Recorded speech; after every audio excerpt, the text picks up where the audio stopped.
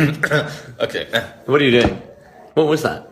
Well, I'm just tuning my voice, practicing my voice. We haven't done that before any of the other podcasts. Yeah, but I do it in the bathroom before. You do it in the bathroom before? Of course, you've got to tune your voice. You got to tune your voice? So does that mean your voice will be more tuned for this podcast than the other podcasts? Maybe, I don't know. Oh my god. Fine. Let's see.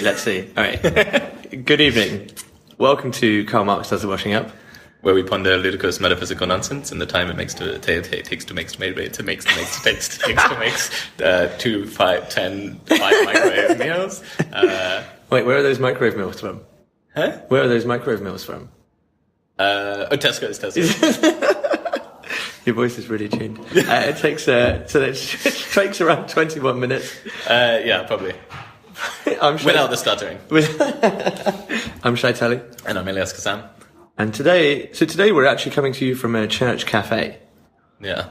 So do you think, because we're in a church, we should talk about religion? Yeah. Maybe, yeah, I think so. And I think that's also an interesting idea of like how the aesthetics and the space in which we talk about things influence our views and our perspective on things. So do you think that the fact that we're in a church will make us more have a higher affinity for religion? Make us more pro-religion? Well, I don't know if that's necessarily... Because we are both quite religious people, right? Yeah, I guess, providing there's that. I think if an atheist in the church, it might make him more aggressive. Yeah. I'm not sure. But I do also think that places around the world and different spaces hold their energy, and the energy in which I went to live in India for a month or two, a few years back, and I would go meditate in a cave and stuff, and I felt like there was it was this cave that the Baba of the village used to sit in, and he lived there. He lived in the cave for 50 years. Wow. And everybody would just bring him, boiled vegetables or whatever. That's amazing.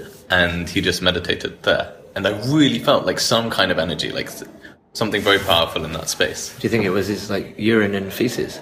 Yeah, it might have been that. It was that whiff of masala. Masala sweat. And boiled vegetables. No. Well, that's really interesting though, because when we travel, I don't really seek out Hindu temples, but I have been to a few cathedrals or churches, in the guise of a tourist, and they do all remind me of churches that I've been to when I've been in England, right? There's a specific feeling of a church, isn't it? It is, right? It's a kind of... Yeah, but maybe that's just an architectural thing to do with an acoustic of how sort of sound resonates and atmosphere resonates. Yeah, that's very true. But you don't think because they're all based on a similar of course, arc-like structure, right? Yeah, that's very true. But do you think there is a religious, spiritual presence in these places? Yeah, I think so. I think there's a certain kind of memory, almost an energetic memory that spaces have, and it's not confined to churches or religious places. It's just generally that. I even feel it at home. When I go to my bedroom, I feel my energy, and my my ex-girlfriend used to find that she wasn't especially spiritual, but occasionally we'd sleep in separate beds or something, but she'd always want to sleep in my room because of your energy, right? Yeah. But that's really beautiful. But is that energy comforting, or? Well, it depends on what it is. Yeah, that's true. Right? Is it I feel that people who hate me probably wouldn't like to sleep in my room. Yeah, but maybe they can get to know you better by sleeping within your energy. Yeah, probably, but they probably don't want to. If they don't like me, they probably don't want to get to know me better. Yeah, but maybe they'll cut your pillows or something. They'll cut my pillows. Yeah. But also, who doesn't like you? It doesn't make any sense. Everyone likes that's true. We have a podcast. Yeah, everyone wants to like us because we're quite famous. Yeah, of course. Yeah. But okay, let's get back to religion. So we're in a church. So I've never really asked you what your views on religion are. What are my views on religion? Do you have any views on religion? Religion as a system, or just religion in general? Yeah, I think I have some views, but you're not going to share them. I don't know. That's quite a big question. What? Well, we're only on microwave meal 1. We've got time to answer a big question. Do you want to narrow it a bit? What about religion?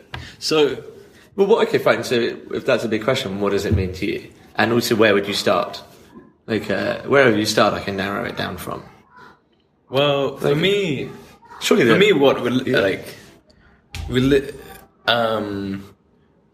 religion is a practical version of spirituality mechanism for materializing spiritual truths that you come towards, and also vice versa. A practical ritualistic system that allows us to experience metaphysical truths. You think ritualistic? Maybe truth is a big word to say, because I was going to say, yeah. That's metaphysical, religious, spiritual experiences. Let's say. So religion is a practical mechanism for materializing spiritual experiences. Yeah. And conversely, also spiritual experiences come through practical. A ritualistic system for allowing spaces for spiritual experience to occur. And then I think so from that, but it's also about living practical methods of living a virtuous life. Like, how do we translate this spiritual experience, this idea of oneness and feeling included in reality? How do we manifest that into living virtuously, and how to actually be loving to people in a way that is healthy to us and to the people around us? And then caught up in that. I think healthy is a big word here, right? Because a lot of living virtuously and loving people is very much loving, or is that a society thing where we only love people who think the same way as us? So, but religion doesn't actively promote that you should love people who only believe the same things that you believe. Religion doesn't promote? Or does religion promote that? I think religion promotes loving everyone. Most religions. Yeah, loving everyone. But I think the complex thing about religion is that it actually gets into a system. There's so there's firstly different when we say healthy. I'm not saying that they're necessarily healthy ways of living life. They're sort of systems that consider this is a healthy way to live their life. So they may be different systems or whatever. So, for example, a lot of religious traditions are very much pro a monogamy, and not that's true. Sleeping with lots of people. Just you focus on one person. Like in a Jewish community, you should marry a Jew, and you shouldn't sleep outside. You shouldn't look so much. Yeah, of course. Yeah. In Islam, a lot of these ideas, and I'm not saying that is healthy, but I think it's grounded in a system that says that human beings are this, this, and this, and it's generally trying to eradicate the sort of pain, the pain of breaking up, or the pain of hurting people, and understanding that actually, an idea of once you taste one thing, you want to taste everything, and it doesn't actually lead to happiness. Like we said before, in choices. Yeah, that's so true. Right? And I think the commitment, it has this understanding of commitment and stuff. And I'm not saying this is the best system, but I think it is a system that has been developed based on sort of an understanding of the mentality of people as well as the spirituality of people, and uses these methods in order to live a more loving, virtuous life. So what's really interesting is that, you've got the understanding of the mentality of people and the understanding of the spirituality of people. And obviously, I could understand that the mentality of people has obviously changed since a lot of religious texts were written.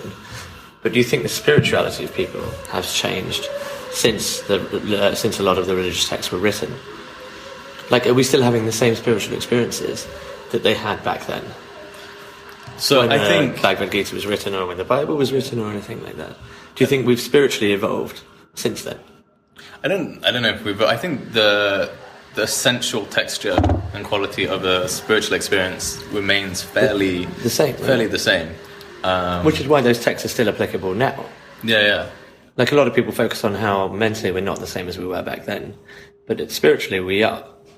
Well, I don't know if spiritually we are the same or something. I think nowadays we have a lot of obscurities to spiritual experience. We could say that certain technologies prevent us from having these very connected experiences. But do you think so? Do you think we can use technology to increase spiritual experiences? I think we can. There's a way to do so. We just don't. We just don't know it. We don't know how to, or we just don't. We know how to, but we choose not to.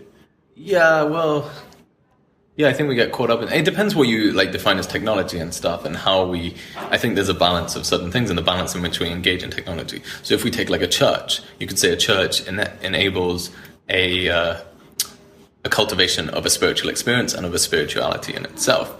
But the technology that goes into actually creating a church is like outstanding, like bricks and buildings and architecture. That's all form of technology, right? But if we said that there was maybe like iPhones on every pew, like I think there was a way, like if there was iPhones on every pew and they were all like had scriptures from the Bible in them, then that could maybe help, right? Yeah, but I also think that we haven't figured out how to use this technology in a healthy way that is actually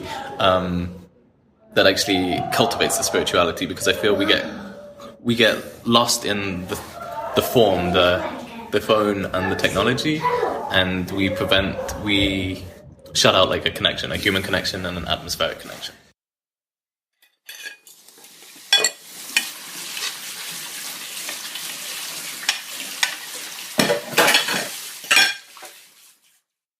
What about not so much those technologies? What about technologies that can bring us closer, that could potentially bring us closer to death? That bring us closer to death? Yeah. Wow. If there was a technology in the future which could switch our minds off or kill us for a couple of seconds, so we could experience what death is like, or have a near-death experience.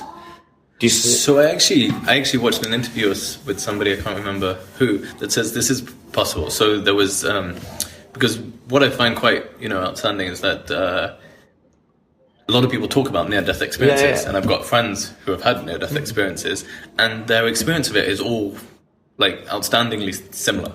Yeah, but is that because they feel like this is how they should think, or do you think it's because each one is actually having a similar experience? No, I've spoken to people who said that, like, this was their experience before they looked into it or researched it. They didn't even know. Okay.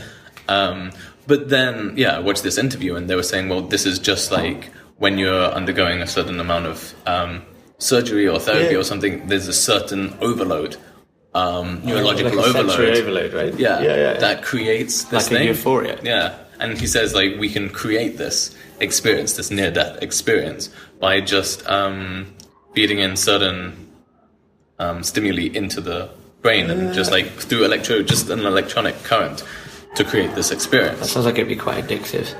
Like if you could have that feeling of euphoria whenever you wanted it. No, I don't know if it was euphoric. Like, really? Is it one of? Well, the experiences that I've heard people talk about is that you rise above your body. Yeah. Right, and then there's this pressure pulling you upwards and a pressure pulling you downwards, and you have to choose whether you want to go into the light or come back.